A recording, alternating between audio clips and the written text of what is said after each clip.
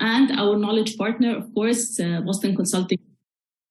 Briefly, I want to tell you that we had 120+ teams applied to date. And they have applied from 10+ countries.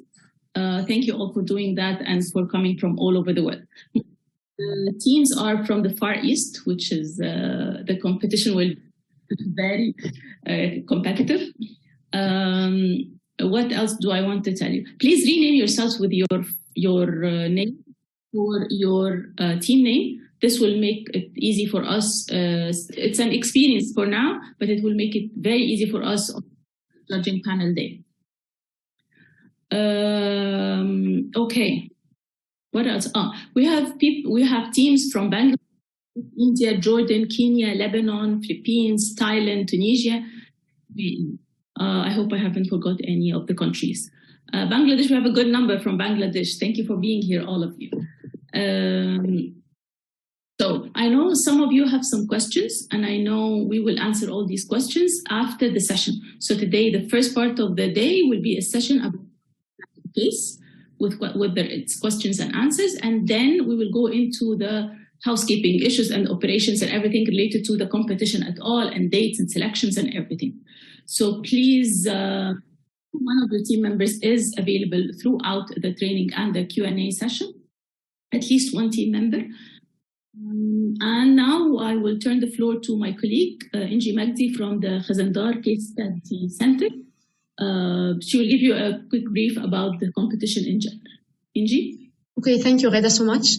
Hi, everyone. I'm Inji Magdi. I'm the director of Khazandar Case Center at the ACE School of Business.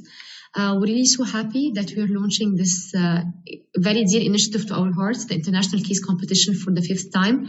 I personally believe that this is a very unique initiative. It brings a lot of experience. It makes you all exposed to different cultures, group work, seeing other ideas, getting insights from different parts of the world. So I believe this is really a very good experience that you pass through while you're being an undergraduate student. As Ghada said, we bring you this competition as a Center for Entrepreneurship at the ACE School of Business.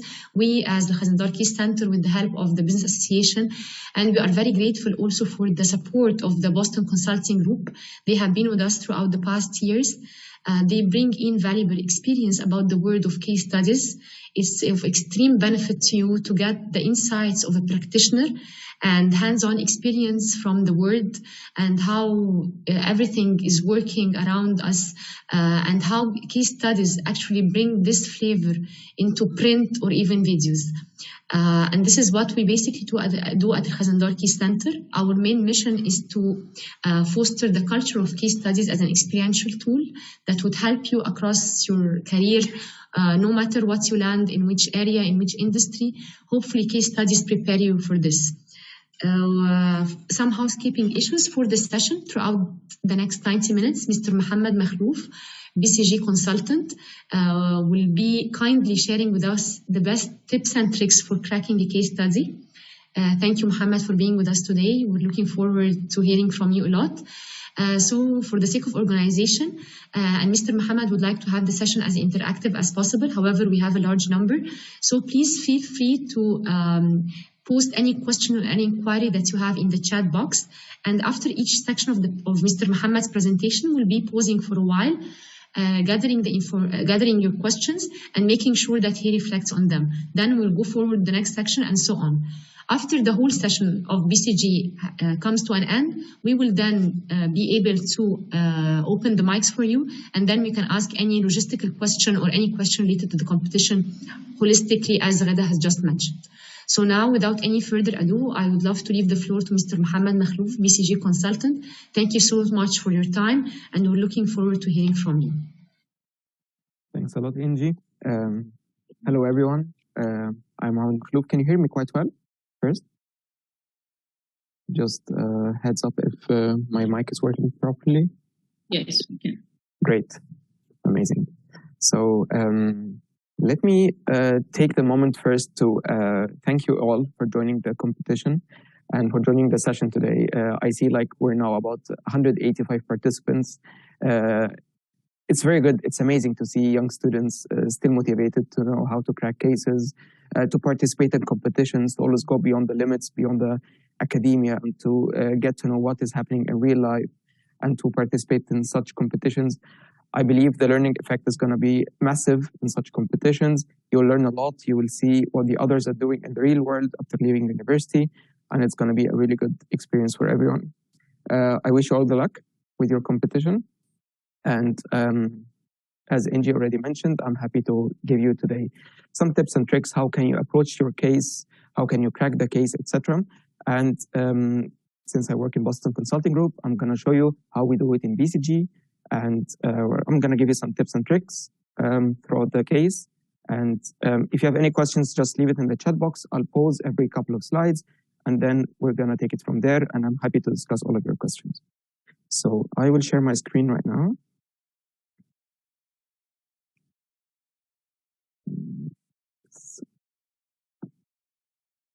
Very good. Can you all see my screen? I hope so. Yes. Very good.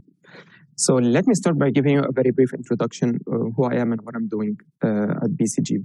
So I'm Mohamed Makhlouf, as you've already known. I've been in consulting for almost 4 years now. Prior to joining BCG, I was working for another consulting firm in Germany. Actually, in Germany, I stayed about 11 years. I did there my bachelor's and I did my master's in engineering, and then I worked for a couple of years as an engineer, and then I decided I want to go into consulting. So I did my MBA in Germany with some international modules in the US, in India, and in China. And then that was the starting point for me to get into consulting. I've been always working in strategy consulting. And then after leaving the other firm in Germany, I joined BCG in Cairo office. So I'm based here in Cairo office. And on a personal level, I'm a father and I have 2 lovely daughters. So consulting and family, it goes hand in hand. And because a lot of people always ask me, it doesn't work like this. No, it does work. You just need to align on some stuff with your spouse. So let's give it a start. What are we planning for today? So first of all, let's start by asking ourselves, what is a case? Yeah, and why are we doing this case? So at BCG, for instance, we as strategy consultants, we are there to help our clients to solve their complex business problems. And we solve these business problems in unusual circumstances, as I would like to frame it. So first, we work on the toughest challenges of our clients in very tight timelines and in unfamiliar industries and functions and conditions, sometimes I would say. So for instance, you can get a project that is outside of the country, outside of the city. It's in a rural area. You have very tough timeline. You need to understand a problem. You need to structure it, and then you solve it. And at the end, you need to communicate it to the client in tough conditions in an industry that you have no idea about. And then how can I do this as a consultant? And for this, in BCG and with the other consulting firms, we always have our toolbox on how to do this. So prior to kicking off any project, we always explore facts. We generate data. We have our internal data. We get data from external experts. We collaborate with other team members from BCG and also from other research institutes, for instance. After gathering the data, we would put a structure for this problem that the client approaches to solve. Yeah? And when you start structuring the problem, you start addressing the right questions. This is exactly what you need to do in a case. And this is why we at consulting, we love cases. And you will see in anyone joining consulting, he's going to get asked, oh, you need to go through 3 or 4 interviews that you just need to solve case studies. So cases, it is a mini example. It's a demo of how we do our daily job. Yeah? Very good. So in order to do a case, now going back to the case competition that you're participating in, I always say, so now we identified what's a case and why do we need to do the case? The second question would be, how can I solve the case? Solving the case takes you through 3 stages. The first stage is the start, and then you go through the middle, and then you go through the end. The start of any case is the framing and structuring of the case. What does this mean? Of course, in each of these pillars, we're going to deep dive, and this is going to be the discussion throughout the session today. But framing the case, as I told you, the clients approach us in the real life and they start giving us the example. So as if you go to a doctor and the patient goes to the doctor and start telling him, oh, I have stomach ache, my back is aching me, etc. So the client come to us and spills out the problems. We have to take the problems, we have to frame the problem and structure it in a way. This is always the start of any project that we do in consulting. Going to the next stage, which is the middle case, is that we try to derive the analysis and validate our hypotheses. Consulting, we are always hypothesis driven.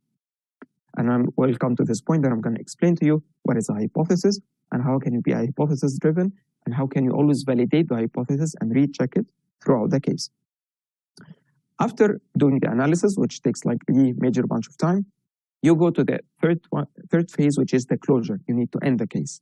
And here comes one of the most important things, which is now I did the data, I did the analysis. How can I convert these analysis into insightful findings? And then how can I communicate this to the client in way of key findings or key recommendations? Here comes a major challenge. So throughout the session today, I'm going to take you through all of these pillars. So just for the organization, after each pillar, I'm going to pause for a moment, and then with the help of the lovely moderators, we can pick up the questions from the chat, and then I'm happy to address all of your questions. Let's give it a start. So step 1, framing and structuring. So how do you frame and structure a case? So you're in the case competition, you're working as a group. The interviewer or the jury come to you and start telling you, hey, this is the case that you have. You get like a bunch of papers, 2 or 3 papers, and it has a problem.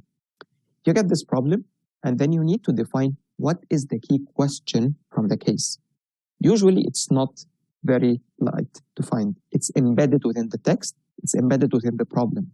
So how can I grasp the real question? How can I grasp the key answer for this?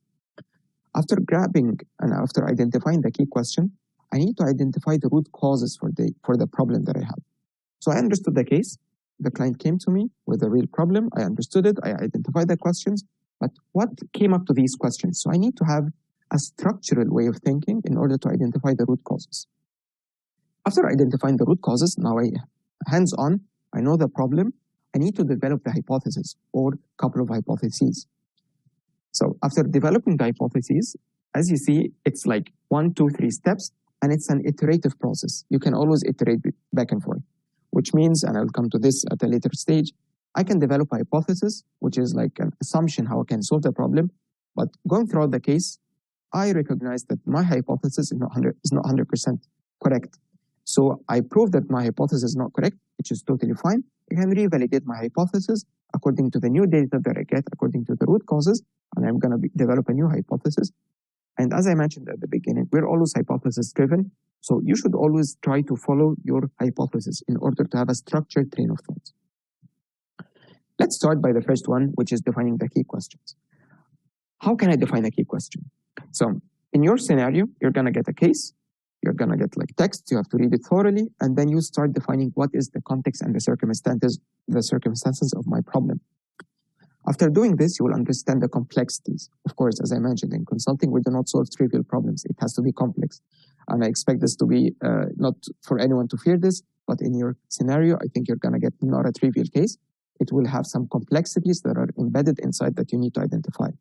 So I have to identify the complexities. And after this, I will try to formulate the fundamental questions. So what are the questions that I need to tackle throughout the case? For this, you need to have 3 highlights in your mind. Never forget them. First one is that the key question is always the starting point to cracking the case. I'm following a question. You know, when we were young in school, when you go to an exam, you always have a question, right? So calculate 1 plus 2, and then you have to do the math, and then you say 1 plus 2 equals 3. But when it comes to real life, the question is not there to identify. It's not easy to find. You have to identify it by yourself. And identifying the question in a complex environment, here comes the challenging part, right? The second highlight that you always have to keep in mind is that having a good question, it has to be actionable and it has to be crisp, and everyone within the team has to understand it. So you're working as a team. You have to forget you're not working in silos. It's a teamwork, and all of the team members have to align and have to agree on the question that we are trying to address today. Third highlight that you need to keep in mind is that different complications can lead to different questions. Therefore, you need to align, you need to understand the situation quite well. I always say, and it's what I learned in my MBA, doing the best strategy starts by understanding the situation correctly. I have to understand the situation. I have to understand the problem of the client, what are the circumstances, and then accordingly I will develop the question and then I will communicate to my team members. And that would be the first step in the framing and structuring of a case. After I formulated the questions, now I know what should be done, or I have the clear understanding of the question, I start to identify what are the topics that should answer the question. So after identifying the question, as I mentioned, you will start to have this kind of a tree. Consultants always think in trees. We always think in this kind of structure that I have a question, it has different topics. I go to topic number 1, it is divided into subtopics. And this is how I would lay my structure. There are a couple of benefits of having such a structure for identifying the real root cause. First, it's always clear for all of the team members and it's very easy to communicate and it's very structured. So I'm segmenting. Let's say, for instance, the key was topic number 1, I'm addressing my customers. So I have that this branch of my tree is addressing my customers, and then I go to the subtopics, which is segment 1, segment 2, segment 3 of my customers. And then I can move to topic number 2, which is my company capabilities, for instance.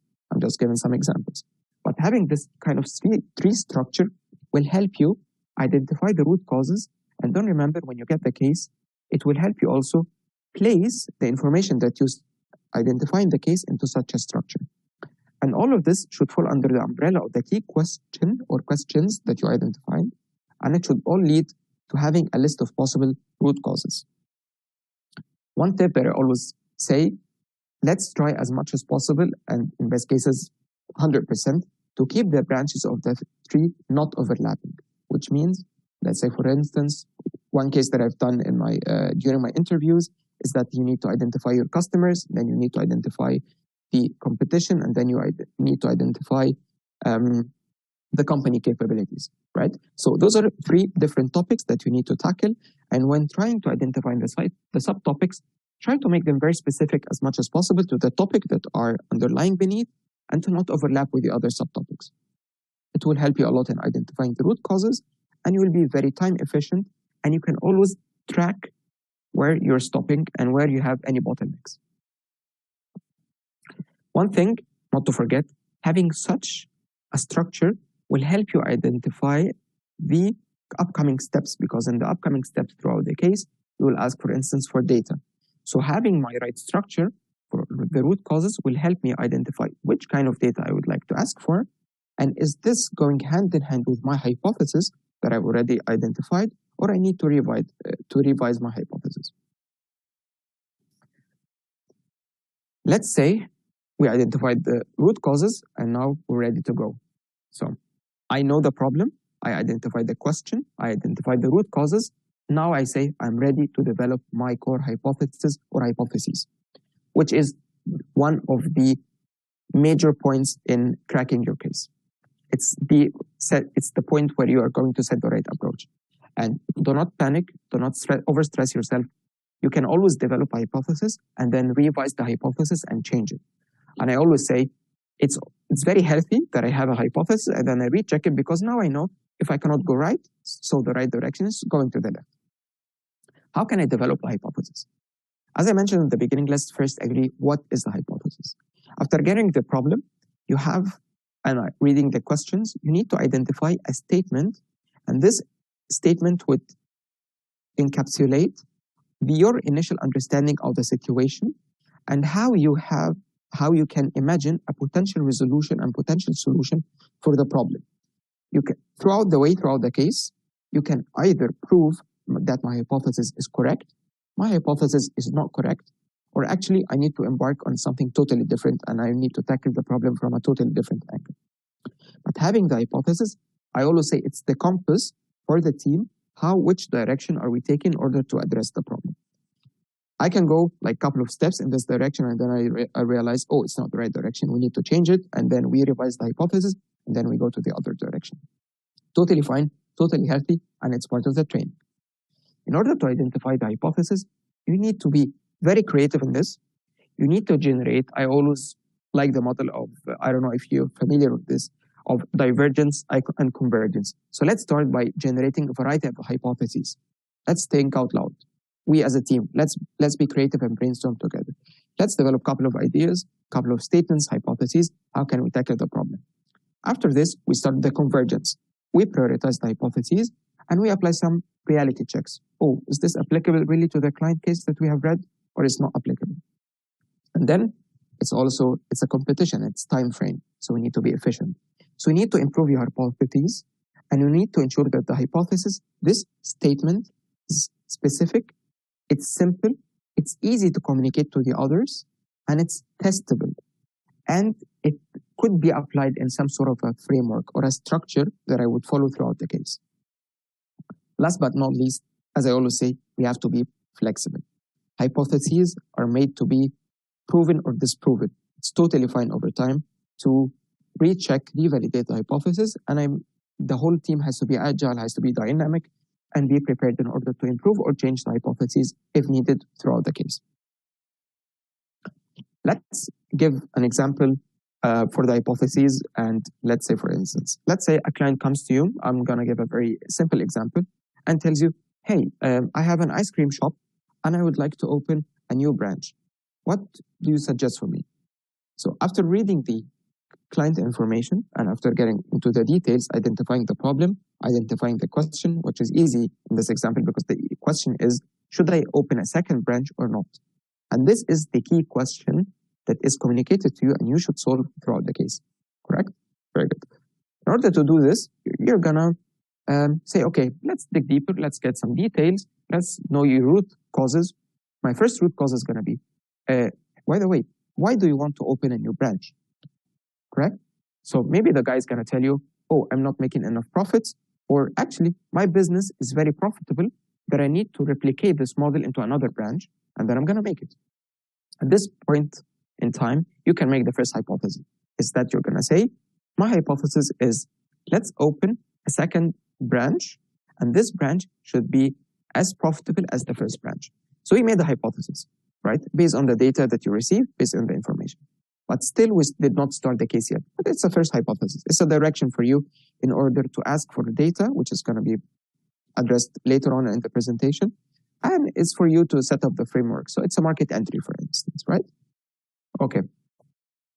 Let's pause here because I finished my first part, which is framing and structuring. And I would like to hear your thoughts and to get your questions.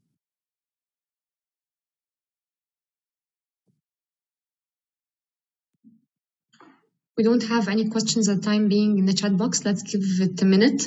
We're waiting for your questions, everyone. If you want to have any question about the part that Mr. Mohammed has just explained to us.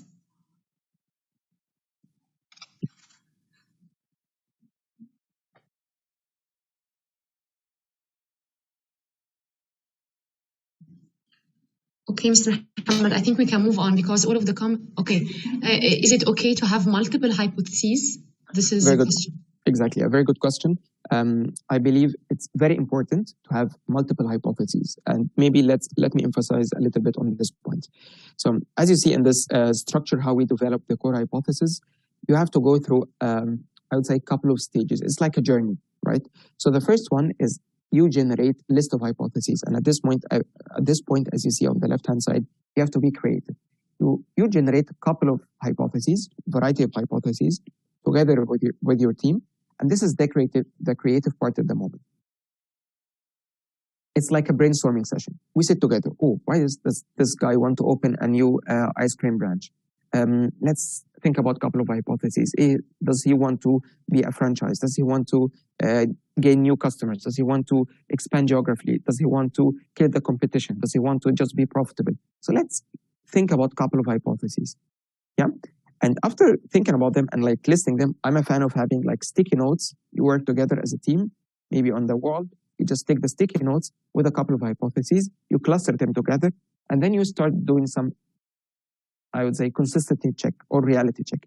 Is this really realistic? Does this really apply to the problem that we have read? And then you start prioritizing these hypotheses and come up with maybe 1, 2, or 3 hypotheses that are going to be your guidance throughout the case. I hope this answers the question. Okay, now we have a flood of questions. Again, relating to the hypothesis, sometimes it's impossible to find sufficient data to approve or disapprove your hypotheses. So how can we do it then? Exactly, it's a very good question. And this is exactly the second part of the presentation today, is that after formulating the hypothesis, I would get into the part of, now I have the hypothesis, I need to ask for the data. And I need to set my framework. And if the interviewer or the tester is going to tell you, oh, but unfortunately we do not have the right data here. So maybe you're going to check with the team, is it the right way? Is it the right hypothesis or no? And it's always a two-way conversation. You can always check your hypothesis with the interviewer. You can ask them, okay, we developed this and we think about going into this direction. What do you think? Is it the right direction or should we go into another direction? I think you have already answered the question that was just saying, how do we know if the hypothesis is false? So this is exactly the answer for it. Exactly. Okay. Under which matrix should we measure a company's capabilities? Since we're creating hypotheses, does it have to be quantitative or qualitative? Very good question. So actually, it's never that white or black. It's always gray. Sometimes you have some quantitative part, which is very crucial part of doing the consulting job and cracking consulting cases, because we are always fact-driven and data-driven. Numbers never lie. And we always try as much as possible to be data-driven. However, in some circumstances where you do not have the data, you need to just conduct some qualitative assessment or qualitative. You would just adopt a qualitative framework based on data, based on research, based on some experts' opinion, and then it will be part of your guidance in order to solve the case. But it's always a mix of both. I personally, I'm a fan of being data-driven as much as possible. Numbers never lie, and you can always refute and you can always have the right argument of having the synthesis and having your recommendation at the end of the case. Okay. I think two questions, they were asking for examples of convergence and divergence in solving the cases. Oh, okay, very good question. For me, divergence and convergence in solving cases, it's part of the brainstorming journey, right? So what does it mean? You know, like in divergence, like it goes like this, you start to open up, you start brainstorming with the colleagues, with the team, is that you think about, we need to tackle this problem, yeah? So what should we do? You know, like sitting maybe with your partner and you start asking, I'm hungry. Let's think about stuff to eat. Maybe I can eat Indian. Let's go for American. Let's go for pizza. Oh, let's cook home. Let's cook at home, or let's sleep light tonight without having dinner, etc. So it's the divergence. It's like you're proposing a couple of ideas, couple of hypotheses, right? And a couple of solutions that would tackle the case. And then after having a bunch of 20 hypotheses, okay, now we cannot go anywhere further. We need to converge them a little bit. We need to find the right direction. It starts by, for me, it's two steps. First, you start clustering, and then you start conducting some prioritization, and you start checking, does it really make sense that we're going to eat Indian when we, for the last week, had Indian food, for instance? And this is how you're going to do this sanity check, and then you're going to prioritize in the convergence. Okay, another question. Is feasibility analysis needed for the hypothesis? Feasibility analysis, for me, part of a later stage, because after doing the hypothesis, as I mentioned, it's the first part of the case. And then you start setting out the framework. So I know the direction, I got all of the information I have, I asked the right question to the interviewer, I know the root causes, I start drawing my framework. The feasibility analysis, it's part of the framework. It could be part of the framework, or at the end, prior to approaching the end of the case, you would do some sanity checks, and I also have a slide for this in order to show you how can you do a sanity check. And then you can do some feasibility studies, like feasibility analysis. Does it really make sense that the guy wants to open a new branch of ice cream in a city that only has 200, the population is only 200 people? It does not make sense, right? So you, at the end of the day, you can just do some feasibility analysis, which would be part of the validation of the data. Okay, is it okay to apply the business model map at this stage? It's totally fine to apply the business model map, but not at this stage. It would come literally in the stage afterwards. Because the hypothesis is usually, it's a statement. You know, the statement is, my hypothesis is the ice cream shop should open a second branch in the town nearby in order to increase profitability. This is a statement, and this is a hypothesis.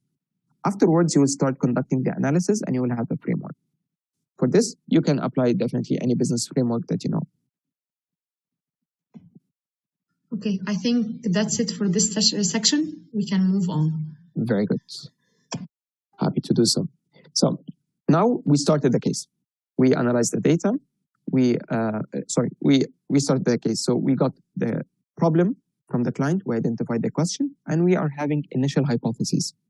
Now comes the middle part, which is the bulk of the real work, which is how can I drive the analysis and validate my hypothesis that I already identified in the first step. To do this, it has to be, I always say it's a sequential approach, and it goes through 4 steps. The first one is that you choose the approach. I have the hypothesis. Now I need to align with the approach together with my team members. The second step would be, how can I identify and collect the needed data? You know, in these cases, usually you do not get the data except when you ask for the data. And it's part of the real life. When a client comes to you and tells you, oh, I'm losing my profit, my business is going down, they will not give you all of the data. You have to ask for the data. You know, consultants, it's a resemblance of the reality is that the time of consultants is really valuable, and we are a bit expensive for the clients. So we need to ask for the right data. That's why we need to identify which data points we would like to have, and then we start approaching and asking for these data. Third step would be, now I know the approach, I got the data, I need to conduct the analysis effectively. And the fourth step would be, I need to do some sanity checks in order to test my analysis. Does it really make sense? Those numbers that are identified, are these data and those key insights really would solve the problem of the client? Let's start with the first step. How can I choose the approach? Choosing the approach is a 3 steps process. First one, you need to select the framework. I have the problem, I have my hypothesis, now I need to set the framework. It could be a profitability framework, it could be mergers and acquisitions framework, it could be a business framework that you have seen before, or some forces like 5 forces of Porter. It could be market entry framework. You can just set the framework. Personally, I'm a fan of having your own framework. You should not just apply any framework from the literature. However, if you do not have any other frameworks at the moment, it's fine to do this, but try to tailor the framework on the case in order to solve the case that you're having. In this world, there is never a generic solution that will solve any problem. It has to be tailored. It has to be adapted to the problem that we're trying to solve. Having the right tool and the right methodology for the framework, you're setting the structure that you will follow throughout the case, and it will help you first for your ideas, for your analysis, communication with the team members, and also with the jury or with the interviewers. And at the end, it will be the basis for you. How can you identify the recommendations and communicate the recommendations? Second step, after selecting the framework, I would define my output expectation.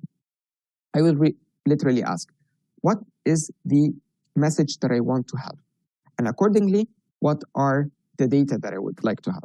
So you're just having the output in mind, and it will provide you, you're always goal-driven, right? So you put the output in the back of your mind, and accordingly, you will start doing the analysis, and you will start identifying which kind of data points I would like to have.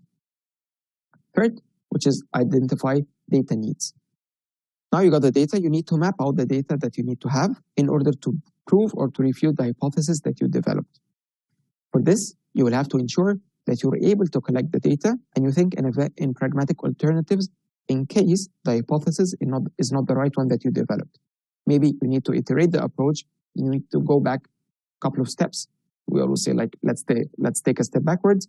I refine my approach, I refine my hypothesis, and then it's either it's going to match the data that I already received, or I would need to ask for another data. So this would be the sequential and the logical approach of how can I choose the approach, the first approach in doing the analysis and validating the hypotheses. One thing I really would like to show you is that selecting the framework, as you see on the left-hand side, I will give you some details on the next slide. For me, the framework, it's the most important thing. It sets the structure that everyone has to be aligned on, everyone is going to follow this approach. Everyone is going to follow this framework throughout the case. And whenever I develop hypotheses or receive data, it has to go hand in hand with this framework. Okay. In this world, as I mentioned, there are multiple tools, multiple frameworks that you can use to conduct the analysis. But just let me give you a couple of case types, and according to those case types, you can tailor the framework or you can have another framework. So usually in consulting, in consulting cases, and I believe it could also go hand in hand with the cases that you would receive, you usually have like 4 types of cases. First one, it's a profitability case. What does it mean? So the client comes to you and he says, I have a decline in my profits. When he says decline in my profit, you just have to think, profit, what is profit? Profit is revenue minus cost, right? So when profit goes down, it has 2 things. It's either that the revenues are going down or the costs are going up, right? So this is how you would structure your framework for the profitability, for instance. Or he would come to you and say, I have an increase in my costs. Then you will go to the cost side and then you will ask yourself, oh, costs, I have 2 types of costs. I have the variable cost and I have the fixed cost. Is it that your variable cost increased, which is tied to the number of products that you produce, or is it related to the fixed costs? And under fixed cost, you have the loan, you have the rents, you have the salaries, etc. So this is the kind of questions and frameworks that you would like to set according to the case type. Another case type, which is going to be the business situation. A business situation is that a client comes to you, the one that I mentioned before, the client of the ice cream shop is going to tell you, hey, I want to enter a new market. Or he's going to tell you, oh, now I'm doing well with my ice cream business. I want to have a new business. So in my ice cream shop, I want to sell chocolates. So it's a totally new business that is existing in the same shop. So it's a business situation that you should solve.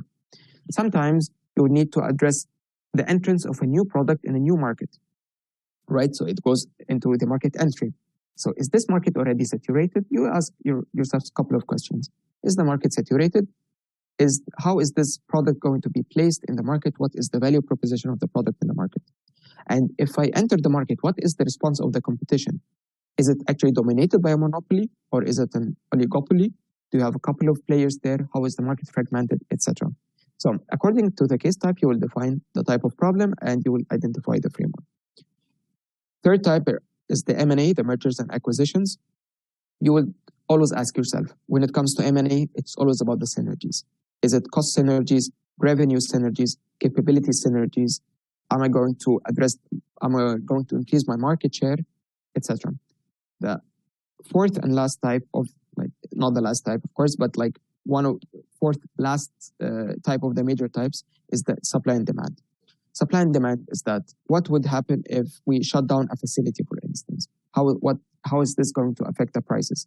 How is the market demand doing according to the supply in the market, etc.? So usually you can take this with you, that the case types are usually clustered into one of those 4 topics. Of course, surprises always come. Like in consulting world, you can get another 5th type, but usually those are the 4 main case types that you would address. So now you have the framework, you identify the data that you need, and then you should start to deep dive into the data and ask yourself the following questions. And this is one of the most important things. Do you understand the structure and data logic? So I have a framework and I ask the interviewer for data and I receive the data. I take a moment, I take a deep breath and ask myself, do I understand the structure? Do I understand the data? Yes or no? Together with my team members, of course. And then I start asking, how can I leverage the data in my best interest? Are these data points going to help me with my hypothesis? Are these data points going to support the framework that I started initiating? And then what is the further research that I need to conduct? It's either on the framework side or on the data side. So you need to take a breath. You need to digest the data that you received and to thoroughly deep dive on this. I remember during my case interviews that I had with BCG and also with the other consulting firm that usually when you get the data, I always say this, very interesting that I got the data. Please give me 1 or 2 minutes in order to check the data and then I'll get back to you with some questions. I need to digest the data because At one moment, you would start asking, yeah, maybe it's a profitability case. Please give me the data that would help me in analyzing the revenue and the profits and the cost side, for instance, if it's a profitability case, right? And then you start getting data, and maybe you do not understand a couple of terminologies. You know, some clients name the revenue as premium. So you get a piece of paper and it's called the premium equals 100 million pounds, right? But what is premium? Is it like something extra that you give to the client? Who pays for the premium? So you just need to digest, and you need to ask, and you need to align with the team members, maybe sometimes on the terminologies, on the scope, and the most important thing, how can I use this data in order to support me in my hypothesis and in my framework that I already developed? Very good. After identifying the data, digesting the data, aligning with the team members, and maybe asking for further data points, you will start by conducting the analysis effectively. Very important. We need to do the analysis. The case competition is like the consulting world, where it's very tight on time. You do not have a lot of time. That's why we always follow in our work the Pareto principle. I don't know if you are aware of the Pareto principle, but it's very nice to read about Pareto. Was a guy who developed this principle. It's called the 80-20 mindset, which means I need to achieve 80% of my outcome with 20% of my effort. That was the start of the 80-20 principle. How can we use this in the case? So you would just say 80% of the effects would come from 20% of the causes. And I need to focus on 20% of those causes in order to generate the highest impact there. Of course, it's a model that was developed by Pareto. It could not be 80-20, but it's somewhere there that you try with the minimal effort to maximize the outcome of your work. You're tight on time. You have a lot of data. It's a new problem for you. You're working with the team members, and you see the other groups competing with you. So you need to be very effective on this. And do not panic. It's just a mindset thing, right? So, and with this mindset, you're performing the analysis, which will help you to develop very accurate analysis that will support the hypotheses, or, as I always mention, at any certain point of time before the closure, before reaching the recommendations, you can always revisit the hypothesis and revalidate the hypothesis. If needed, you can change it. Just imagine you're in the middle of a forest, you have a map, and you need to go, you're looking for a treasure, right? So I'm following the direction. And just by going like 50 meters, I discover, oh, this is not the right direction. I need to go to instead of going east, we need to go west. But I cannot go west. I need to get back to my initial point, and then I go to the right direction. This is how you do the hypotheses. You develop a hypothesis, you start going there, you take it step by step, you receive data, you validate the data with the hypothesis. You have to be very flexible, you have to be very tolerant. If at any certain point we identify that the hypothesis is not the right one, it's totally fine to revisit the hypothesis according to the data received, according to the problem statement that we identified. You know, it's like a building, like all of the blocks are building on each other. You take it back to the hypothesis, you develop a new hypothesis, and then you start running. That's how we would do it. Now we developed the hypothesis, and we got the data, we analyzed the data in the framework, and we have some sort of tangible data. Okay, very good. I would take a moment, take a deep breath, maybe like drink a glass of water, and do some sanity checks. Sanity checks will always strengthen the analysis and it will back up your hypotheses. What do I mean by that? Sanity check. Let's just double check the calculations that we have done throughout the analysis, just to make sure that there was no zero that we have not seen. Was it really 10,000 or was it 100,000? Especially if it's like a business context and you're working like in 6 or 7 digit numbers. So you have a lot of zeros, so you can just maybe skip 1 or 2 zeros. If you're working in Excel or just on the back of the envelope, you can just skip a couple of zeros. So let's take a step backwards and let's double check all of our calculations. And then after I do the calculations, let's review the data quality that we have and the assumptions and the logic calculations. Are these assumptions and data quality, is this really what we need? Is this really strong data, or was it just something in between that was not really 100% going in the right direction of solving the case? And then I would always triangulate your results by finding further proof points, which means I've done some data analysis, I have done some analysis. Let's look throughout the case for other evidences that would support my data to be 100% bulletproof that my data points, my analysis, it's correct, it's solid, I'm covering all of the facts that have been mentioned throughout the case, and any fact within the case would lead to the analysis that we reached. This is very important, that you review your analysis. And it's a tip that I will give you. Always, when having group cases, someone of you within the group would be like the timekeeper, and he would say, hey guys, now let's take like 10 or 15 minutes or like maybe 20 minutes according to the case time, and let's take this time for reviewing the analysis. And all of you should contribute to the analysis review. It's very important. You'll be bulletproof. You'll be 100% sure that the analysis you've done is the right analysis, and it will support you in the recommendations and in solving the case. Very good. Now we have the analysis, we have done this, we need to put it on a piece of paper. Like nowadays, everything is digital, we need to put it on a slide. Like the slides you see here with me. You have to proofread the slides. You have to make sure, I always say this, if you buy the perfect car in the world, right? But then you look at the logo of the car, and the logo is a bit tilted, or it's not in the middle of the car, or there is a typo in the logo. You'll just see, how come? You will just lose any credibility in the manufacturer, correct? The same with your slides. Of course, the content, the analysis, perfect. Everything is bulletproof. Everything is backed up with data, with the analysis. But everything, when it comes to the slide, try to avoid the typos. You cannot have typos when you're presenting a case to the jury, right? Proofread your slides. Take your time on this. And then when designing the slide would have an action title. An action title is the one you see at the top of my slide in green, like using sanity checks will strengthen your analysis and ensure it backs up your hypothesis. This is an action title. The action title describes the slide. It gives you the key insights that you need to understand what the slide contains, right? Very important to have actionable action title. That's why it's called action title, right? And also, the numbers in the action title should be very clear and should be shown in the body of the slide if needed. So let's say, for instance, entering the new market will increase the profitability by 20%. So it's a clear statement. Or we recommend the client to enter the market. It's actionable. And after entering the market, he will generate 20% profit. Very good.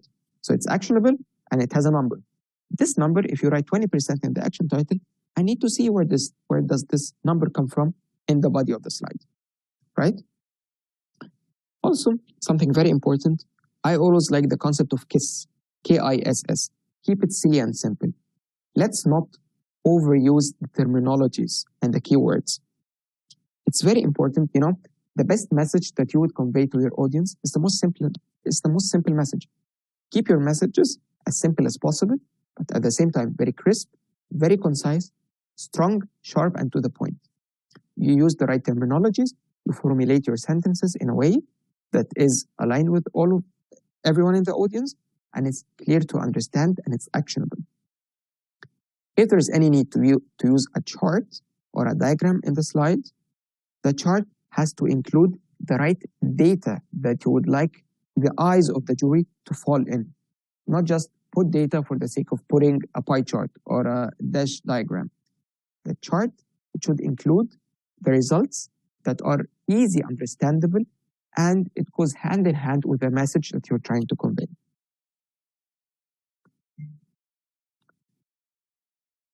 Very good. So, taking a step, now we identified now you have conducted everything that you need for the middle part. You have derived the analysis and you validated the hypothesis, right? So this slide, I would like to show you like a couple of things. Just let's take a step backward and let's try to recap a couple of very crucial points that I've discussed with you, right? So first one is that you should have the right mindset of the 80-20 thinking. Let's be very practical. Let's try to generate the highest impact with the least amount of effort to be done. Of course, it's not that we're trying to procrastinate or try to deliver work with not very good quality, but do not forget you are in the middle of a competition. You're getting new data, you're getting a complex problem, and it's very tight on time, and you need to solve it. Always use the logic tree. Remember when I told you, You have the key question. You try to identify topic 1, 2, 3. Below every topic, you try to define the subtopics.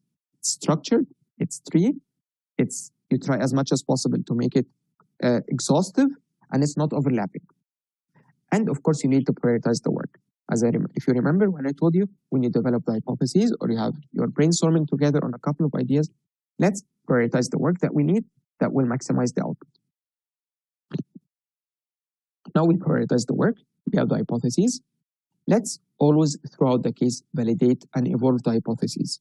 It's totally fine. Again, I think I repeated this like a couple of times today.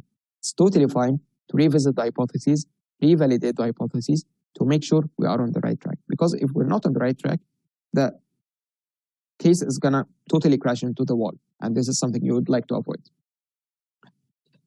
Use the most appropriate framework. I've given you a couple of examples for different case types, and for each case type, you should identify the framework. There are a couple of frameworks from the business school, which you're in, or you can just get something off the shelf. What I personally would like to know is that, of course, I need to study what Michael Porter have done in the Michael Porter 5 Forces, and maybe I can see a couple of other frameworks, but I would tailor, it's my personal advice to you, I would tailor the framework according to what I've seen in the business industries and to solve the problem that I'm having right now with my client. Always be creative with the data constraints. If you're having data and it's not enough, you can do your own research, right? You can ask always for further data, and you can check the data with the interviewer. Third bucket for today, drive the output quickly, which means always have the question. Remember, the client comes to you with a problem and there is a question. It's either that he knows the question or you develop the question to identify the problem, to solve the problem. Keep this question. You know what we do in consulting? Like we have always like a piece of paper. We write the question at the top, and this is the question that we need to answer. So we do not lose focus.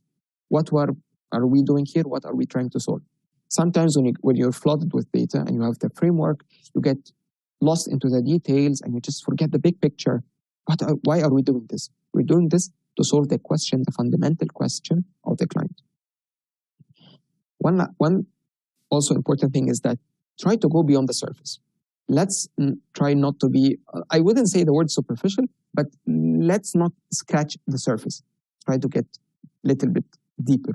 Analyze the data. Take your analysis into a very thorough level. Show tenacity, creativity. Where needed, you can do much more analysis. You can do analysis, you can leverage your own resources, you can use the internet, you can use textbooks, you can ask even experts or some other people from the jury or from the interviewers to ask for more data. But try to avoid scratching the surface. Get into the details. Getting into the details will help you identify the right insights that you would communicate at the end to the client, or in this case to the jury, and then you're gonna crack the case and come up with the best recommendations that would solve, or the best answers to solve the questions of the client. Let's stop for a moment, and I would like to know your thoughts and your questions, since I've already done now step 2, which is driving the analysis and validating the hypotheses.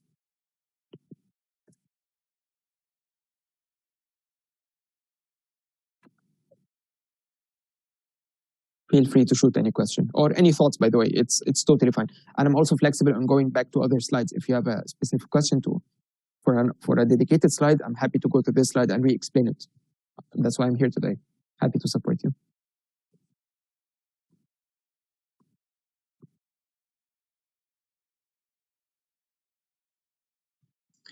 Okay, there is one question.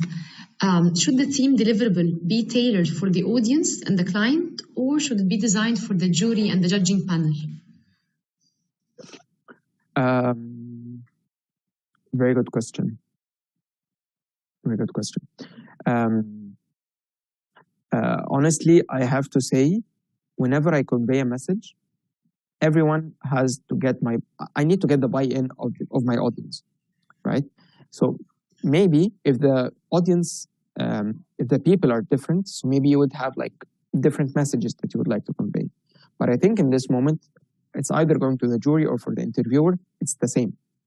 Both of them are here in order to get your thoughts, in order to know how are you solving the case question. So I think for the cases, it's more or less the same, because at the end of the day, you're proposing the recommendations and you're showing how did you solve the case. So I try by saying, yeah, that's how we developed the hypotheses. Framework, we started analyzing the data, we came up with the insights, and we put this into some sort of recommendations. That's like the flow of a presentation for me. And for this flow, it's the same flow that I would take either to jury or to the interviewer. It would be the same. Yes, and if you might allow me, Mohammed, to emphasize this, that's why in our judging panel, it will have company representatives and consultants and academics. So it's again the same thing, it's presented to everyone. And for those of you, hopefully, who will go to the final round, we will have the client himself sitting on the panel, along with consultants, along with academics, along with corporate representatives. So this is one message tailored for everyone, and it would get conveyed through to every audience. Okay. Maybe if I can add something to this, always remember that, for instance, if your client is the CEO and the CEO comes to you and tries to tell you, hey, that's the problem that we have, you do the case, we do the project in consulting, and then we go to the steering committee and we present our work. Okay, I do not present it only to the CEO. I have someone from HR, I have someone from finance, and I have someone from the IT, and I have someone from the quality management. 4 different people with totally different backgrounds and 4 different ways of thinking. However, I have to make sure that the message I convey, it has to be delivered in the right way, the way I want to deliver the message to all of the audience. That's why don't tighten your mind into, oh, I should tailor the message to this guy or to this guy. Your message has to be crisp and clear and easy understandable by all of the stakeholders.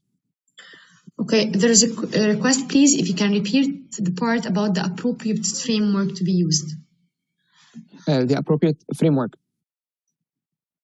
Did I hear it correctly? Yes. Yeah. The appropriate framework. Exactly.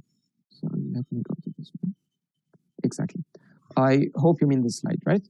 Or let's start by the first one. So you framed the problem, and you know now the root causes. Why is the client coming to you, and what is his root cause? First thing to do this to approach the case is that you set the framework. You start by saying, I need the right tool, the right toolkit, the right methodology in order to structure my thoughts, in order to structure how I'm going to build my case, right? And that's the first block on the left-hand side. By deep diving on this, you will see that there are multiple tools. There is the profitability framework. There is the 5 forces of Michael Porter framework. There is the market entry framework. There are different matrices that you can use. So there are several frameworks off the shelf in the literature. You can just Google it. Just Google like strategy consulting frameworks. You'll find a bunch of frameworks. And then the thing is, when you get the framework, okay, it's a generic framework, but maybe it does not fit 100% to my case. And that's what I meant by tailoring the framework to your case, right? So my case could be one of 4 types. It could be profitability, it could be business situation, could be mergers and acquisitions, or it could be supply and demand. So, of course, you cannot take anything blindly. You get the framework that you have seen, that you have studied throughout the university, or you have read it in a book, and you try to tailor it and to adapt it as much as possible to the case type that you're having. It's very important. Frameworks, you're setting the foundation, the structure for everyone in the team to start doing the analysis and digging deeper and asking the right question, and also in validating the hypothesis. I hope this answered the question.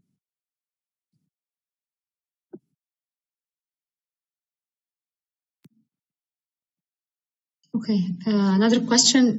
If someone wants to use severe scientific topics in the presentation to prove the data, is this possible, or this will be confusing to the audience? Of course, it's possible. By the way, it's very good because it's what I meant also throughout the presentation, that you need evidence and you need data points in order to be bulletproof that my data and my analysis is very thorough. And this is exactly what the client is looking for. The thing is, if you go to the jury, if you go to a CEO and you start presenting very complex Excel models, he will not understand it, or like he will not have the time to understand, because usually when you go for the presentation, you have like 10 or 15 minutes where you should convey everything that you've done, correct? So the thing is, and it's part of the third part, which is the last part of today's presentation, you need to focus on delivering the key messages in a very crisp and concise way. These messages, they're backed up, of course, with scientific data and scientific research. However, when you start the communication, just give the right message, the so what, the most important thing that they are going to take home with them. Okay. What does working backward in order to prove mean? Working backward in order to prove. It means that you always start with the question, right? So I have a question, and this question is the question I want to solve. So I start by developing the hypothesis for the question, and then I start rolling my approach backwards. So I have a question. It's the goal. You know, like people who are goal driven, they have a goal and they start from addressing the goal. So that's what I want to reach. And then I take it backward to where I stand today, and I start analyzing and identifying the steps and the most important things that I need to take and I need to tackle in order to achieve the goal. So it's just a mindset game that I would say.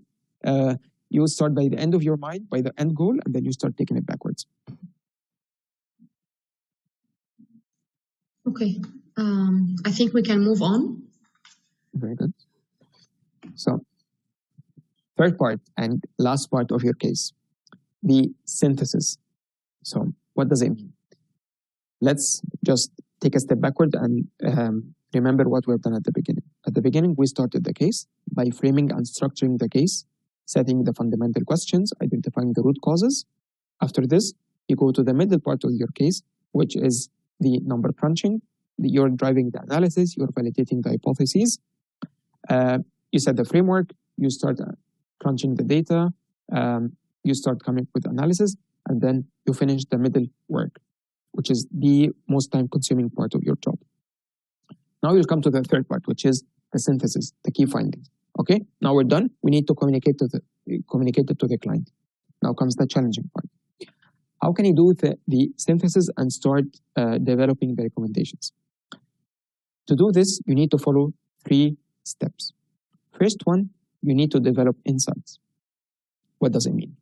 In the previous step, we analyzed the data, we crunched the numbers, we have used the scientific data, as the colleague already mentioned. We have seen what the others are doing in the market. We did some Google research, we opened this textbook, etc. We have a bunch of data, we have a bunch of analysis, right? But from these analysis, I need to develop the insights.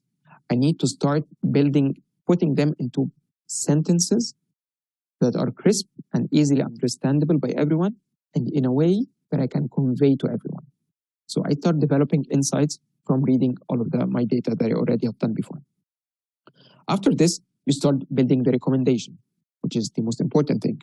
If you remember, the main question was, for the case of the ice cream, what was, I want to open a second branch. What do you think? So my recommendation would be, it's a very strong statement. My recommendation is not to open a branch. And then I'm going to tell you why. So you need to build the recommendation that is built on data and it's built on insights. Third most important step, so what? What does it mean by so what? If you come to me and you start telling me, you know that I'm based in Cairo, so you know that the inflation year to date is 40%, full stop. So what? What did I understand from this sentence? So what is the message that you're trying to convey? It's very important. We always have it. We have it in our everyday life in consulting. We have it with our clients. We need to communicate the so what. If I tell you the inflation is 40% year to date, you have to tell me, yeah, and the prices of the food and beverages jumped by 40% and the salaries did not jump by 40%. So the people, the economic situation of the people is not going in the same direction as the inflation, for instance. So you have to communicate the so what of having such piece of information. Let's dig deeper and show you how to do this. The first part is to develop insights. As I mentioned, you have a bunch of data, you have a lot of data points, you've done the analysis, you've done the research. Take a step, take a breath, and start asking yourself questions. What are the underlying factors that would explain the result? So now I have a lot of data, but what is the result of doing this? Okay, what is the main message that I'm trying to convey here? Second question, what does this result mean? So I have data, but it does not mean anything. It's very good analysis. So I calculated the market share of a competitor, but it doesn't mean anything for me because there are 10 competitors and you just analyze this for one competitor. Third thing is that you ask yourself, why is it important? You think out loud. I am having here a piece of data and I need to develop a key insight. But why is this key insight important? Will it help me in my hypothesis? Will it help me in the hypothesis? Will it help me in answering the fundamental question? I need to know, why is this piece of information important, right? And the fourth question would be, how does this inform the path forward? How can I take this piece of information, develop an insight that will help me answer the question in a way that I can communicate to the client or to the panel in an easy way? It's very important to ask yourself those 4 questions when you are developing the insights. We always do it's a tactic that we always use it personally, the 5 whys. Always ask yourself why, up to 5 times. Why are we doing this? Go to the root cause that you're influencing the analysis, and then ask yourself, what does it mean for the case? Why are we having this number? What is the benefit of the number? Keep asking, keep challenging yourself. It's better than when the panel starts challenging you. So do it first internally. It's my tip. Challenge each other. It's a competition. When you win, everyone is going to win. The whole team is going to win. But keep challenging yourself. Keep asking why. Dig deeper in order to have the insight that is crisp, strong, sharp, and easy, understandable, and it answers the fundamental question. Second step that I mentioned is that after developing the key insights, you need to start building the recommendations.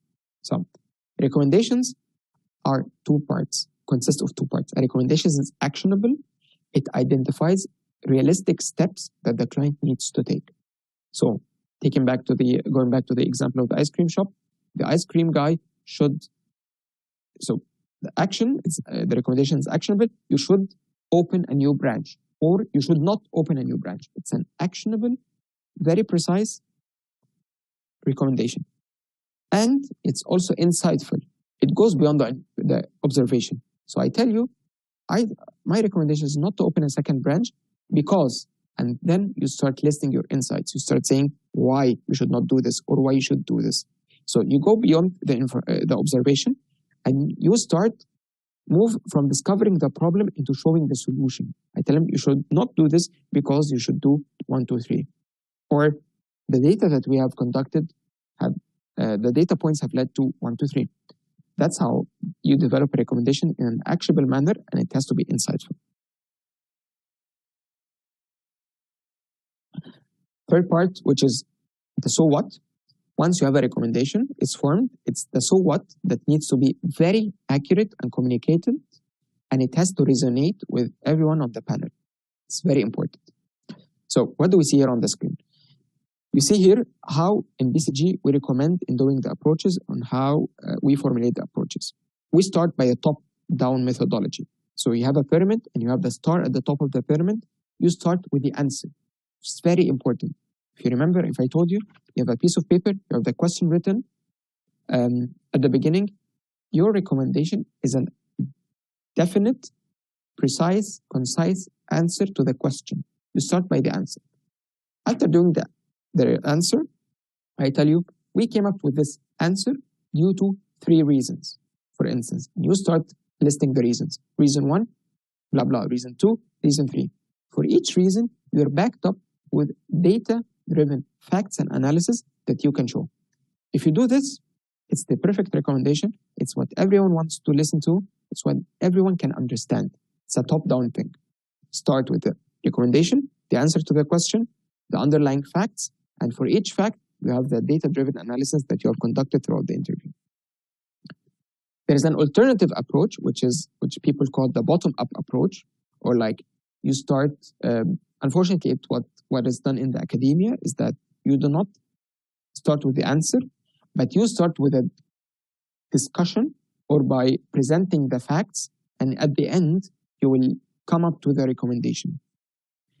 Usually, like I think in 99% of our cases in consulting, we avoid this approach totally because people get lost.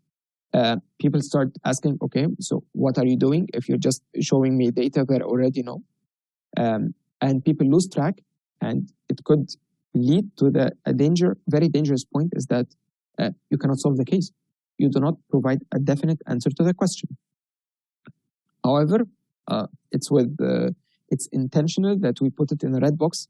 Try to avoid this approach. Just use it in very 1% time, which is when the case is very controversial and the recommendation is controversial, and you need to get everyone first on board to understand it, and then you start doing this. But I believe in your case, stick with the first approach, take the top-down approach, definite answer to the question, and then the underlying facts. For each fact, you're backed up with data-driven analysis. Do not forget, the strong recommendation should include the following. It's a proposed solution.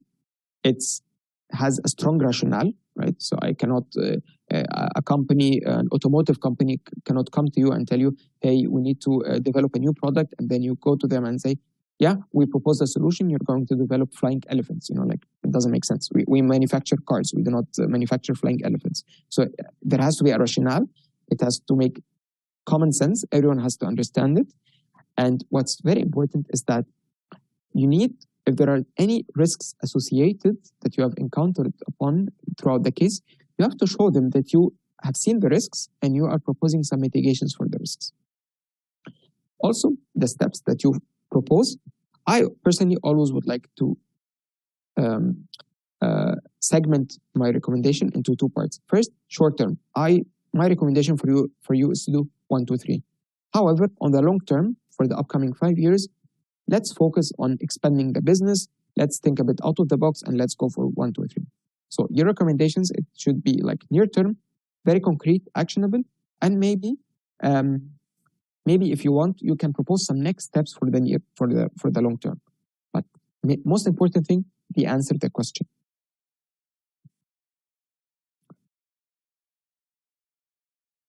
Another part that I would like to show you today is that it's very important because on the left-hand side, that's what you do. So at the beginning, the tiny green bar at the bottom, that's the time you're gonna consume in the framing and structuring the problem. Then you're gonna be flooded with data. You'll go to the second part of the presentation, which is driving the analysis and validating the hypotheses. It's gonna be very much time consuming. It's gonna take like much of your time. And then the last part, your time is going to be to do the analysis, come up with the recommendations and the key insights, right? However, what the panel wants to see, and how your value and your work is seen by the senior executives or how it's seen by the panel is not the same. They see the first part, which is framing and structuring. So they see, oh, is this team having the right framework or no? Did this team ask the right questions or no? Did this team come up with the fundamental questions, yes or no? That's why the first part is very important. I know that you will not put a lot of time and effort on this. However, the value seen for this part is very high when it comes to the panel. When it comes to the analysis part, which is the middle part, you exert a lot of time on this. However, the value added by the panel is not very, it could be a bit not very comparable to the others. Yeah, the team conducted some data analysis. The value added, it's high, but it's not very high compared to the others. And then the last part, which is the insights and recommendation. That's what they're looking for. They look for how you start the case and how you end the case. Never forget this point. They care about structure. Did you understand my problem? Did you put it in the right framework? Did you ask for the right data? Did you really understand my problem? And you formulated this in a sort of a question and you developed hypotheses that are communicated to me and I know how did you develop the hypotheses. They put a lot of value on this. And they also put a lot of value in the insights and recommendations. Oh, the team came up to me with very structured recommendations that are very insightful based on the data that they have done. They're backed up with analysis, data-driven analysis, and they're presenting this in a very crisp way, and it's easy understandable by everyone. They put a lot of value on this. Keep this in your mind. Do not forget it. I know that most of the time that you're gonna spend is gonna be put on the analysis. However, you need to focus on the framing, structuring, and the insights and recommendations because those are the main drivers for the value added that the panel is expecting. And for this, I come to an end with my presentation, and I'm really happy for everything related to your questions. Feel free to go ahead.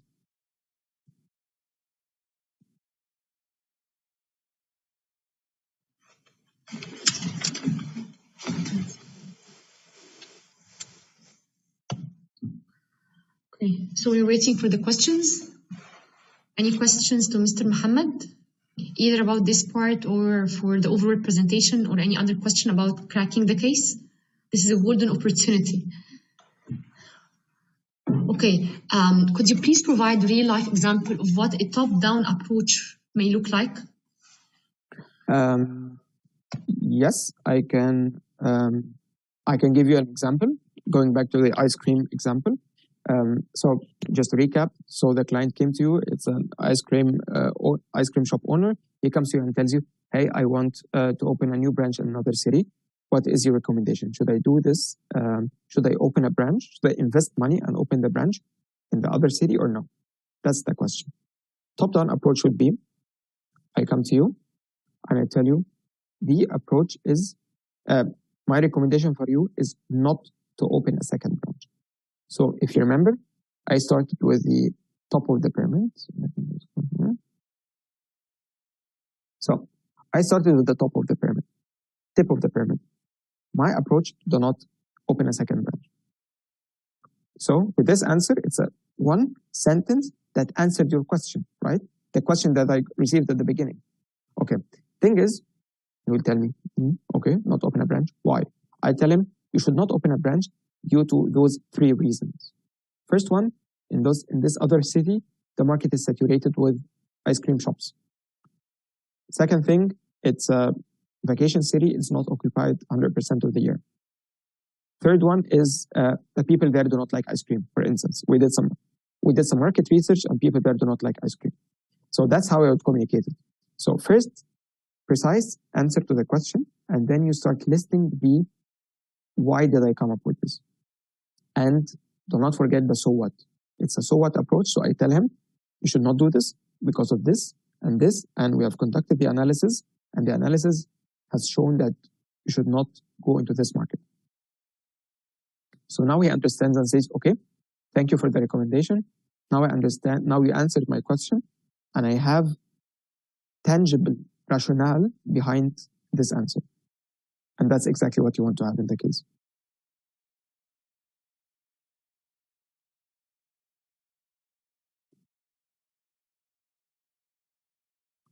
So any other questions? Yes, is it possible to come up with a good conclusion from the alternative approach if things get too controversial to the extent that they have no other options to use except this approach? Let me put it this way.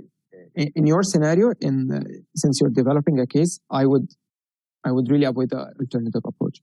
We just put it because of the sake of I cannot present the top down without presenting the bottom up.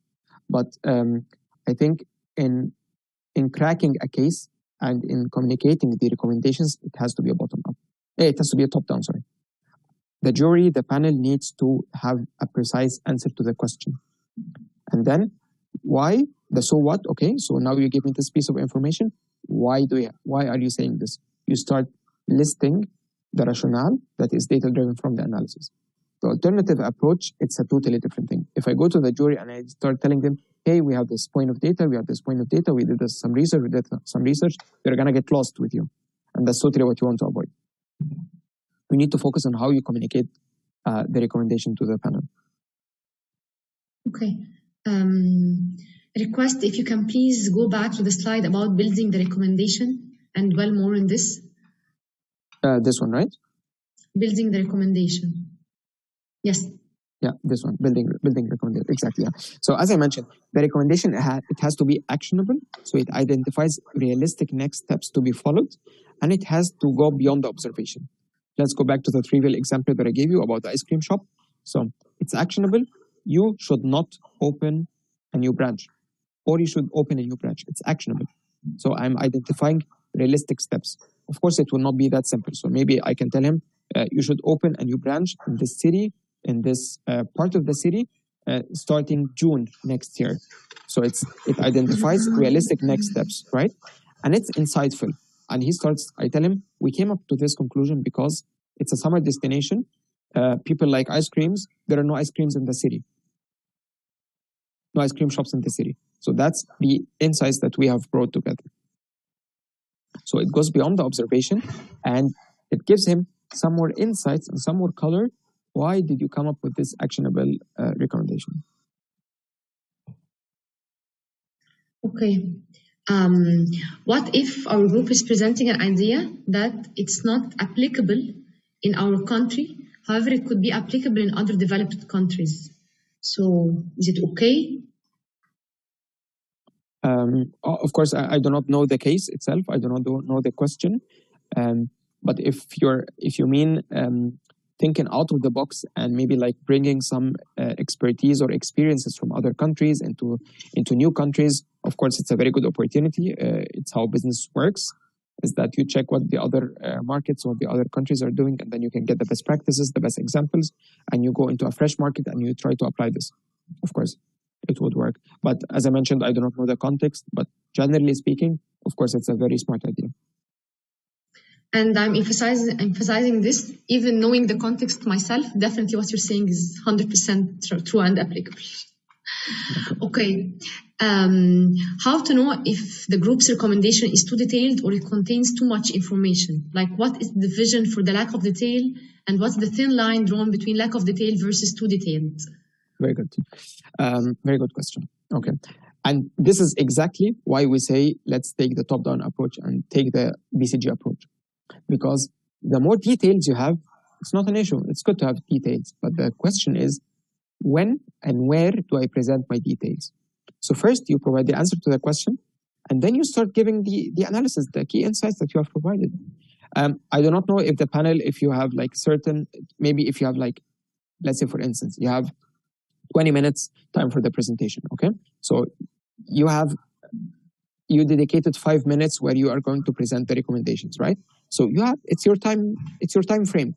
Just shape it the way you want. But going through this approach, you start with the top recommendation, you start presenting the underlying facts, the data-driven, and you start saying why. And you take the audience through this train of thoughts. I answer the question, and then I start going down and engaging you through the details. It depends on the time frame.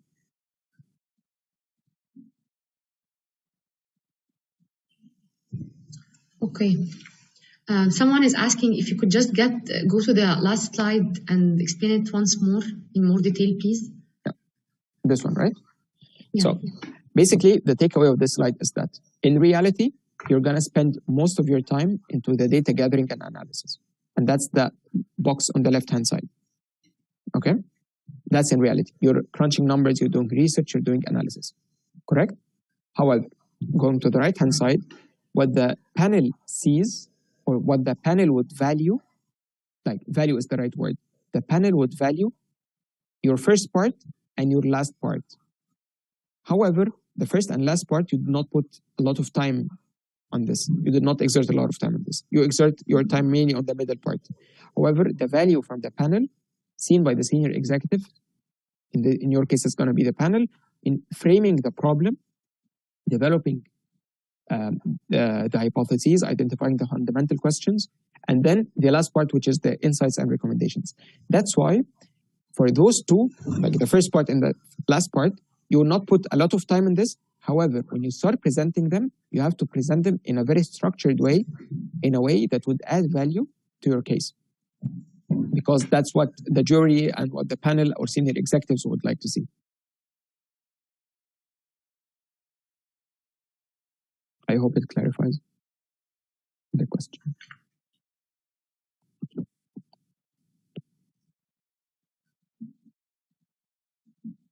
Okay. People are again, they want to know more about the bottom-up approaches, and they are applicable in which type of cases. Okay, very good. Okay, usually as you see here, it says that usually we use the bottom-up approach if I want the audience to come up with the answer, with the conclusion themselves. What does it mean? So let's say you're a group of friends, yeah, and you would like to align on, let's go back to the other example, what we would like to eat, right?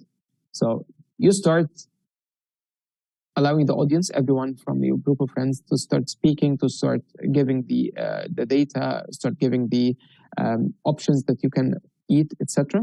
And then after having several discussions, several iterations, you would come up with something that you would like to eat, right? That's the bottom-up approach. However, in your case, in cracking the case with the panel, it's definitely not like this. You have to go with a clear message. You have to go with a clear recommendation. Our recommendation for the ice cream shop is to open a second branch. It's a very firm recommendation that is based on analysis that I'm going to present in the upcoming slides. And then you start presenting why you came up with this answer. But you cannot just go to the panel and start having an open discussion with them so that they personally find the solution. It doesn't work like this.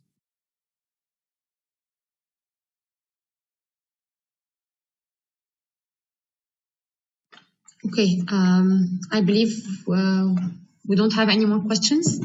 Really, thank you so much for this invaluable and very insightful session. All of the chat box is filled with thank you. This has been very informative. Thank you so much. Thank you, Mr. Mohammed, for your time. Thank you for the way you try to make things very simple and very related to how they're gonna crunch the case. Thank you so much for your effort, and thank you, BCG, for all of your continuing support to our ICC competition. Thank you so much. Thanks a lot. Thanks, thanks AUC for inviting me, and it's always my pleasure to help the new students. I wish you all the best of luck, and cracking the case is not something easy, but you will learn a lot. It's a learning journey. Structuring your thoughts is the most important thing, and I wish you all the best. Thank you so much, and hope many of the students here will be on the final panel, and they will get a chance to see you again and hear your feedback about how they're solving their case. Thank you so much. I hope so. And now I leave the floor to Ghada, and she will be answering all of the questions that have been throughout the chat box about the logistics, the template, the duration, the selection criteria. Ghada will answer all of these questions and inquiries. Do not worry. So I will leave the call right now. Thanks a lot. Thank you, Mr. Mohammed. Bye-bye. Thank you so much. Informative session, and it's very useful for all the teams all over the world. So thank you so much. I can't thank you enough for this hour and taking the time to help all our students and participants. Thank you so much. Thank you, Inji, so much. Thanks a lot. My pleasure. Bye-bye. Please stay with us online. I'm happy to answer all your questions. So basically the questions are repetitive. So more or less, I will let you know how it goes. Allow me to share the screen first. The answers for all your questions is again in the website. Yet we will go through it now quickly. So here are the questions. Just give me a second, please. I just want to share the screen. Okay, so can you see the screen right now? So here we have a dig deeper section. I know there's two questions that have been that came a couple of times. The timing is you will present in 10 minutes, and then we'll have a Q&A for 5 minutes Q&A from the judges to the teams. So please stick to the time and stick to the 10 minutes. We will have to stop you exactly at the 10 minutes. 5 minutes before the time is over, we will let you know that there is 5 minutes left. In regards to a template, there's no template. We have some structures for you, a format for you. So you can basically, this is like a guideline. A case analysis, a hypothesis, proposed solution, and the impact. And again, this is like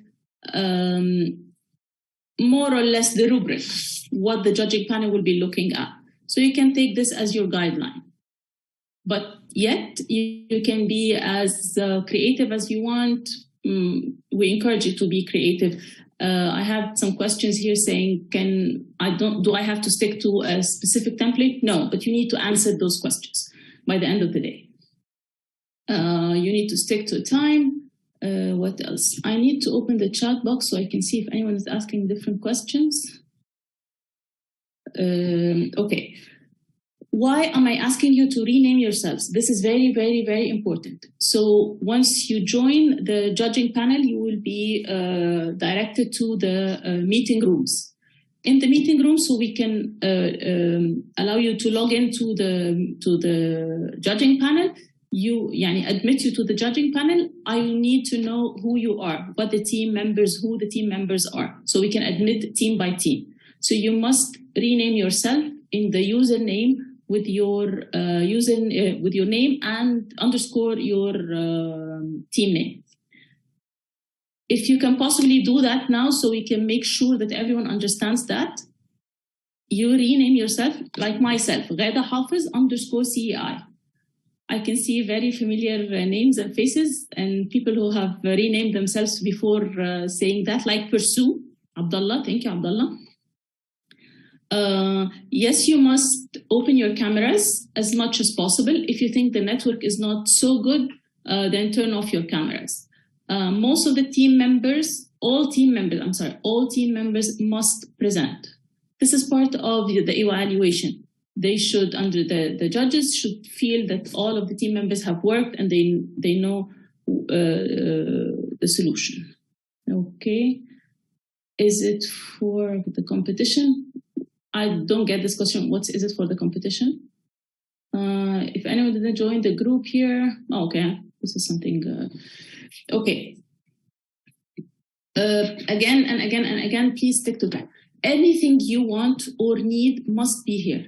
The website is updated regularly, and here you can find everything you want. Dig deeper, and in an hour we will be sending emails out for accepted teams. Yeah, I know a couple of people asked about the criteria. Again, the criteria is here in Q&A. You can find it in the Q&A part. So all your questions are answered here. What's the selection criteria of the competition? So we have a big pool, a large pool, and we have limited logistics and time and everything. So we have a couple of aspects, and we give weights to each of those as a committee. So the diversity of the major, the number of team members, the class standing, the commitment meaning attending this session, how many of the team members have attended this session. The experience working together in teams, the experience joining case competitions before, what else? And again, we have a quota for international teams, so we can ensure diversity. What else? Happy Ramadan for the ones celebrating now, and I know some of you are having iftar time now, so enjoy that, and we will please send us an email if this is the iftar time for you, so we can try to consider that in the time, in the judging panel time. If you have any problems, if you have any problem submitting your PowerPoint presentation, please send us an email in an appropriate time, not like after 3 hours of the submission time or something. Just on the time, and let us know that you have a problem and email us your solution so we can upload it to the system. Again, I'm starting the chat again. If you have any questions, please let me know what we should do.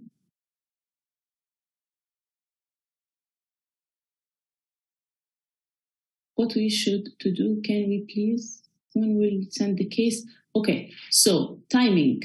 Again, here is the time. This is the timeline. So applications is over, deadline for application, training day was today. Announcing selected teams will be today at 4 Cairo time. Please make sure you stick to the time. All displayed times are in Cairo local time, GMT +2. The case will be launched on April 1st at 10 a.m. Cairo time.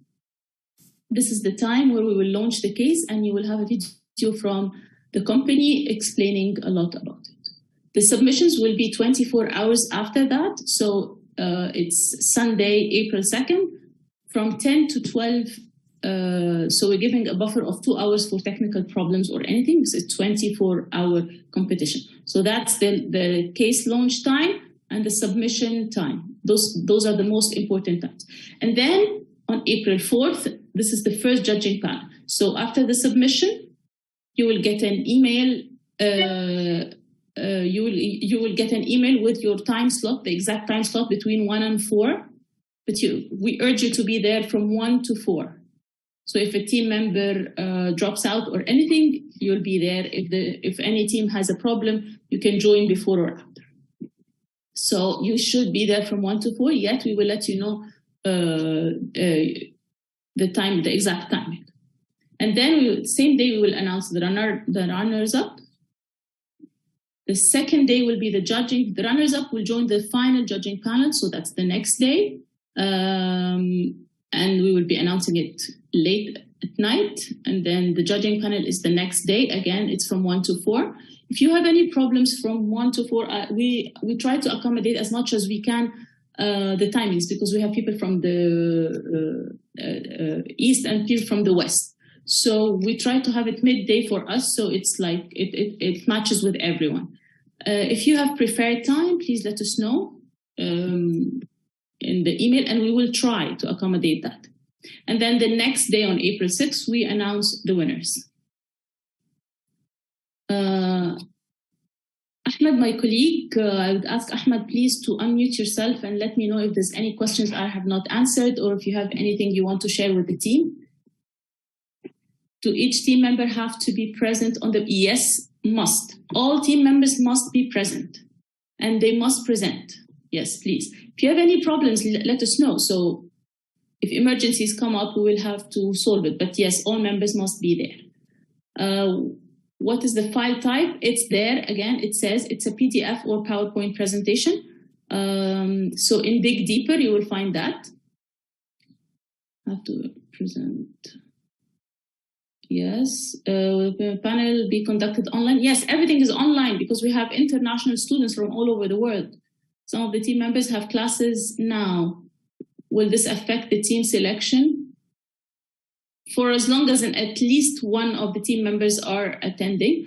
But yeah, yes, it affects a little bit. How teams will be selected? The selection criteria is in the Dig Deeper. And again, as I said, it's the number of team members, diversity of the major, class standing, commitment, experience with case competitions and with working with your team members, and international quota that we have. So we have weights for all of these aspects. Should we send more information about our previous participation in cases? Because while registering more, no, if you have said yes or no, that's the weight. We take yes or no. What should we do? Can you please? I have a team member that forgot to create an account during the sign-up. Please send us an email with this and we can try to help you with that. On Zoom, yes, everything will be conducted on Zoom. The case presentations will be conducted on Zoom. The judging panel is on Zoom. And you must open your cameras, and casual attire is the dress code. Everything that I'm saying is in the Dig Deeper button up there. And we will be sharing today with everyone here the case, the structure of the format, the guidelines for your PowerPoint presentation, and additional guidelines for final round. Okay. I registered for my team and there are changes. Please send us an email with that and we can help you. Case question in the form. Okay. Please send us an email. If you have any personal questions like that or individual questions, please send us an email. Yet for the compulsory for every team member to present during the presentation. Yes, all team members must present. If yes, does the presentation time have to be same for everyone? Yes, it's 10 minutes for everyone. The presentation time is 10 minutes for all and 5 minutes Q&A. I thought it was asking about this case and not other cases. Not sure I understand your question. I thought it was asking about this case and not other question. I'm not sure I understand your question. Now I registered with my friend only two. Is it a problem? all of the members participating in the cases before all of our members. Okay, if that shows in your application, that would be fine. That should be fine if it's reflected. Did I answer all the questions? Do you have any other questions? No. On what basis would the team be selected? What are the selection of our presentations? What are the sections of our PowerPoint presentation? Again, like here, like we say in the format, we encourage creativity. So just be creative. Yet, those are the guidelines if you want to stick to those, or those are the main points we want answers to. There's no specific format, and we don't want to enforce format yet. We want you to be as creative as you want. On what basis will the team be selected? Again, yes. I think I've answered all the questions now. If I haven't, please. 2 team members of our team have experience. Okay, please. The 10 minutes per team, definitely 10 minutes per team. No, 10 minutes per team, not team member, of course. The whole team has 10 minutes to present the whole idea, the presentation and all, and 5 minutes for Q&A. Is there a marking criteria for what? Yes, the judges have a rubric that they will follow. And the rubric more or less is they are scoring according to the challenge, the solution, the examples, the impact, sustainability. I think you can all see my screen. So those are the rubric items. Will the team be split into groups? No. Each team member will present their own presentation together. So Mohib, let me ask you, Mohib, if that's the right word. So each team member will come in with his presentation. They will submit their presentation on April 2nd. And then on April 4th, they will present to a judging committee their presentation in 10 minutes. Will we have different cases? No, it's one case for everyone. A family business case from the Middle East. Will we have different cases for the 2 judging stages? No, it's the same. If you go from level 1 to level 2, that means you are one of the runners up. And then the same case, you will be presenting the same case. If you want to do minor edits to the presentation, to the first day presentation, in reference to the judge's comments, and you can do that to the next day. Did each team member need to sign up separately? No. I think everyone here has already filled their applications. So what we should do now, just a second. Did each team member need to sign up separately? No. Of different cases? No. If the presentation is interrupted due to network issues, we will consider that in the timing. But if you feel that there is any problem sharing your screen, we ask the team member from CI to share their screen. You can turn off your cameras if you want for better connection. But yes, of course, we will consider time if there's any problem. Each team 10 minutes. Yes, each team 10 minutes and 5 minutes Q&A from the judges. Does each team member have 10 minutes? Yes, they do have 10 minutes. Didn't receive any answer from your question. 2 team members of our team have experience solving. We have proof of that. However, when registered, we didn't mention that. Can we change that? Excuse me, Venture Noor Mati, please send this in an email to CEI, because this is a personal question, not for everyone here. There was a question saying, did you attend any case competitions before? So it's a yes or no. Selection before sharing. What we should do now? What is the dig deeper part? Dig deeper part is just to know more about the presentation. How would this one? Dig deeper is this page up there, where it says the case, the structure, the format, the training session overview, and we will add today the presentation, Mohammed Makhlouf's presentation. I will add more information to help you with case solving. What we should do now, what is the dig deeper part? I'm sorry for the question. Could you repeat that? Okay, so that's a page on the website that explains more and answers more of your questions. Would you share the list of selected teams before the launching race? Yes, it will be the selected teams will be shared today in an email. You will find it today in the email. Is it possible to get the recording? We will ask BCG. If they approve that, we will definitely share the recording. Based on what you select the teams before tonight. Based on what, Sharif, I answered this 3 or 4 times. Again, we have weights for different aspects and different factors, like the diversity of the majors, number of team members, class standing, commitment, experience with case competitions, experience with team, with working with your team, and we have a quota for international teams, of course. Should the whole team make the account on the website?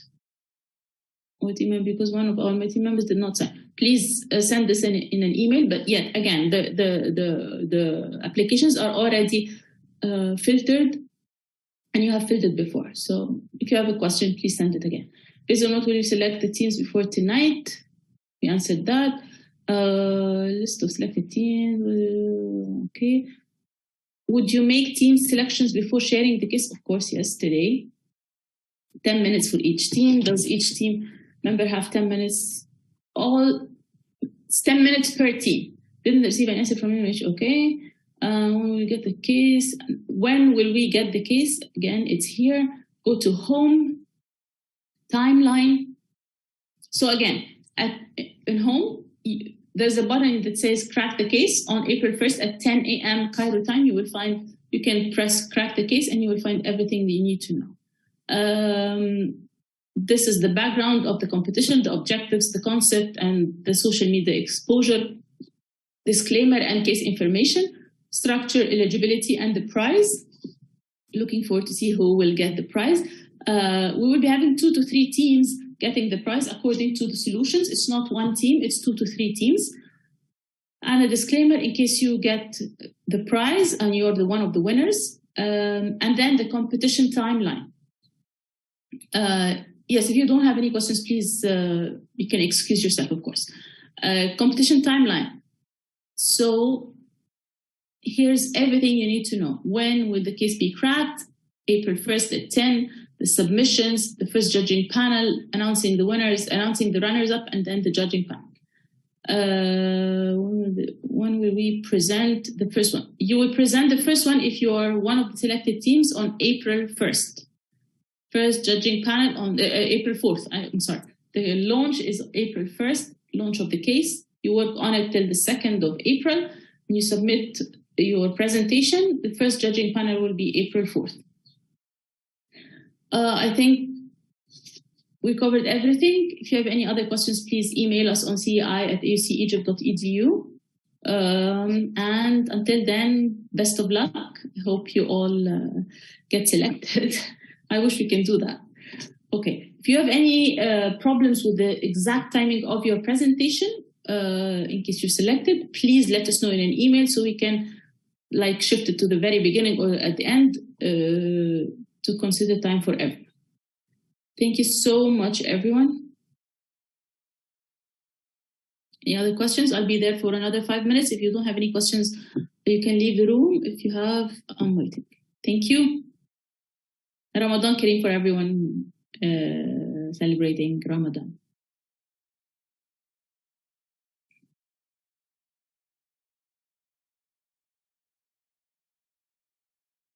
Thank you, and please do not forget to rename yourselves. I can see everyone does. Murmati did not. Thank you for being there and best of luck. Amina, don't forget to rename yourselves Amina, Mora, and Amina on the day of the judging.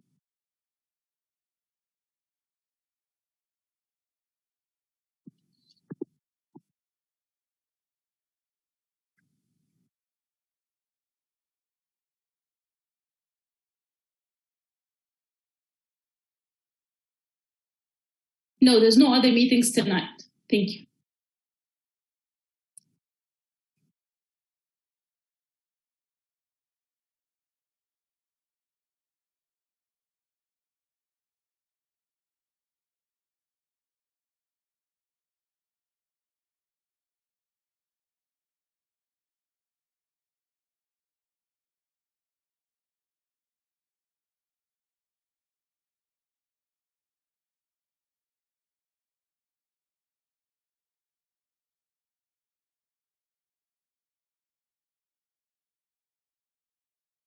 No, you cannot be one team member, Mohammed Zaghloul. No. Did you register with a big team with 4 or 5 members, and they are now withdrawing, or what's happening? Let us know in an email, please. Mohammed Mansour will be waiting for your email to know more about your team members.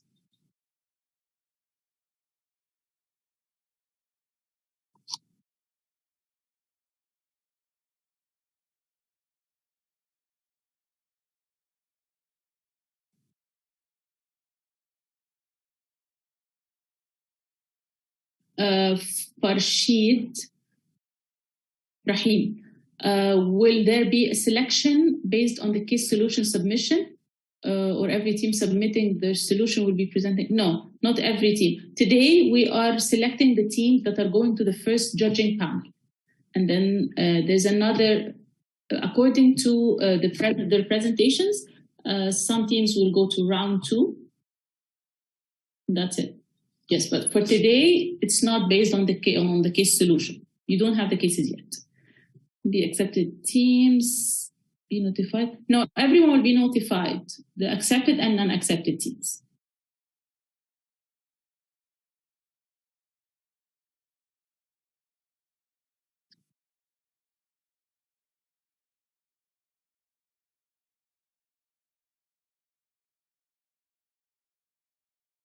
Hi Farah, according to the presentations, 2 to 3 teams will win. Yes, it's either 2 or 3, according to the presentations and according to the judging committee's scoring. Salma, we answered that 100 times, and then it's again in Dig Deeper if you want to check it. But it's according to the number of team members. There's different factors and weights for different factors, for each factor. So team members, number of team members, diversity of the major, class standing, commitment, experience in working with their team, and experience in case competitions. And a quota from each, from international countries. According to what the teams will be selected. Okay, 3 teams will be. Okay, thank you everyone for your time, and best of luck.